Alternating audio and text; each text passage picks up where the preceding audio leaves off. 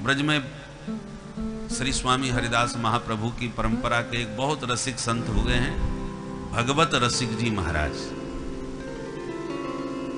भगवत रसिक जी, उनकी वाणी बड़ी प्रसिद्ध है। बहुत फक्कड़, बड़े विरक्त महात्मा हुए हैं, रास रस के उपासक, और बड़े फक्कड़ और बड़े स्पष्टवादी, बहुत खरी खरी बोलने वाले। तो उनका एक वचन है, रास रस में प्रवेश कब मिलेगा। इसका विस्तार से चर्चा तो रास लीला के प्रसंग में ही आपको सुनाएंगे, परंतु उनका वचन है, प्रथम सुने भागवत भक्त मुख भगवत वाणी। 7 सीढ़ी बताई उन्होंने, 7 सीढ़ी पार करोगे तब रास में तुम्हारा रस में प्रवेश होगा। संकेत में आपसे निवेदन करूं, प्रथम सुने भागवत भक्त मुख भगवत वाणी, द्वितीय आराधे भक्ति व्यास नव भांत बखानी, तृतीय करे गुरु समुझ दक्ष सर्वज्ञ रसीलो, चौथे होय विरक्त बसे बन माज जसीलो, पांचे भूले देह सुधी फिर छठे भावना रास की, सातें पावे रीति रस श्री स्वामी हरिदास की। ये रास रस में प्रवेश करने के 7 सोपान उन्होंने बताए, 7 सीढ़ी। उसमें पहली सीढ़ी है प्रथम सुने भागवत। सबसे पहले भागवत सुनो। भागवत सुनने के बाद ही आपकी पहली सीढ़ी पर प्रवेश होगा। भगवत तत्व क्या है, गुरु तत्व क्या है, इन सब विषयों को श्रीमद् भागवत में पहले ठीक से सुनो, समझो, जानो। तो कोई कहे कि हम तो 50 भागवत सुने बैठे हैं, बोले हाँ भागवत तो सुने, परंतु प्रथम सुने भागवत भक्त मुख। ये भागवत है किसी भक्त के मुख से सुनना। आप घर बैठे भी पढ़ सकते हो, घर बैठे भी एक दूसरे को कह सुन करके बता सकते हो, परंतु ऐसे न सुने। परंपरा प्राप्त किसी परम वैष्णव के मुख से इस भागवत को सुनो, जो भागवत केवल कहे नहीं बल्कि भागवत सुनाते सुनाते स्वयं भागवत हो गया हो। भागवत कहते हैं भगवान के भक्त को। भागवतानाम चरितम भागवतम, इसका नाम भागवत इसलिए है क्योंकि इसमें भगवान के भक्तों के चरित्र हैं। भगवान से भी बढ़कर के भक्तों का महत्व बतलाया है। भक्तों की बड़ी महिमा है, और भगवान स्वयं अपने श्री मुख से भक्तों की महिमा गाई है।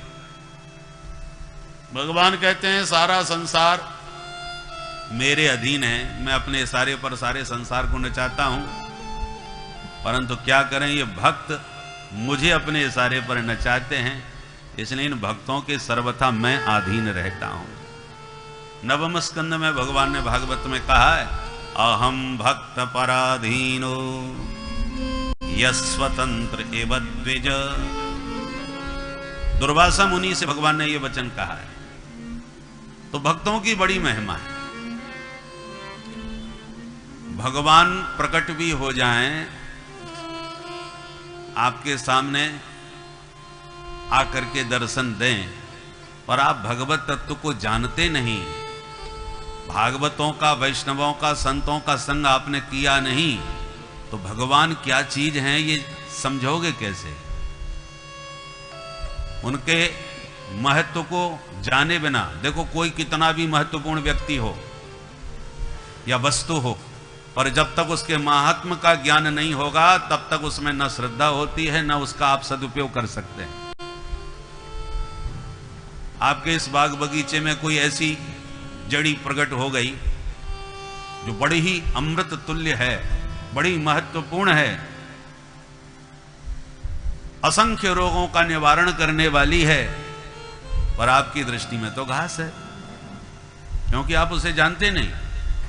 बस विचार कर ही रहे थे कि कल इसको उखड़वा करके फेंकवाना है, क्योंकि वो घास फूस ज्यादा पैदा हो गई है। और जैसे आप उसको उखड़वाने को हुए कि इतने में कोई वैद्य जी चले आए, उनकी दृष्टि पड़ गई, ये क्या चीज़ है भाई? बोले महाराज न जाने कैसी है जंगली कोई घास पैदा हो गई है, अब आज बस मैंने कह दिया है, वो आज इसको साफ कर देगा। तब वैद्य जी का ध्यान गया, अरे तुम क्या कह रहे हो, ये तो अमृत बूटी है, बड़ी दुर्लभ होती है, अपने आप प्रकट होती है,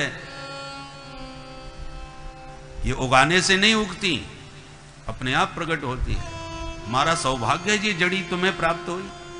अब जब उन्होंने उसकी विशेषताएं बतानी चालू कर दी तो अपने आप आपका दृष्टिकोण बदल जाएगा, नजरिया बदल जाएगा। पहले जिसे आप केवल घास समझ रहे थे, अब तो वह अमृत बूटी दिखाई पड़ने लगी। पर कब? जब उसका महात्म बोध हुआ तब। श्रीमद् भागवत क्या है, इसको सुनने से पहले उसका महात्म्य इसलिए सुनाया जाता है कि भागवत की महिमा को जानो। पद्म पुराण के 6 अध्यायों से इसलिए श्रीमद् भागवत का महात्म्य लिया गया। भागवत से अलग है ये, इसका नाम ही भागवत महात्म्य। महात्म्य माने महत्व।